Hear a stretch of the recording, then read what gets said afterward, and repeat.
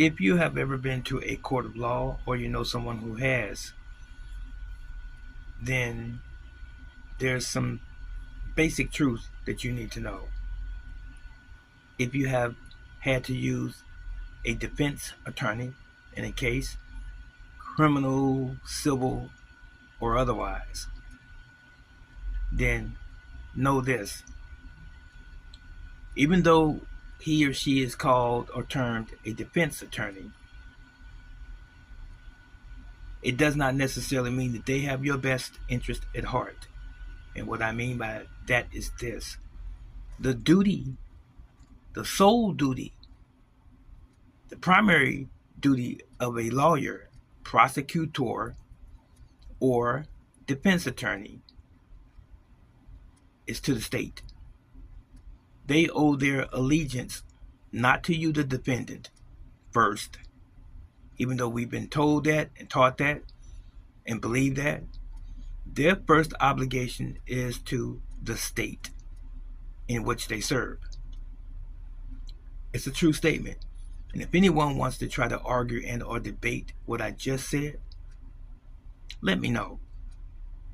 You'll find yourself to be on the losing side because it's well documented, but people don't read. The average person don't read, and they don't study the world in which we all live, especially law. There's something called a Black's Dictionary, a Bouvier's Dictionary. There's a whole lot of law books, and this information is actually there. A lawyer's first duty is to the state in which he or she serves. So, why do you have a defense attorney? Let me give you a rough example, hypothetical. If the prosecutor wants to charge you or have the court charge you $10,000 and a fine, and you might go to jail for 6 months, your defense attorney is going to knock it down potentially to something else, $1,000, $3,000, and you get no jail time or a little less jail time. Does the court still win? Yes, it does. Why? Because it's all about money.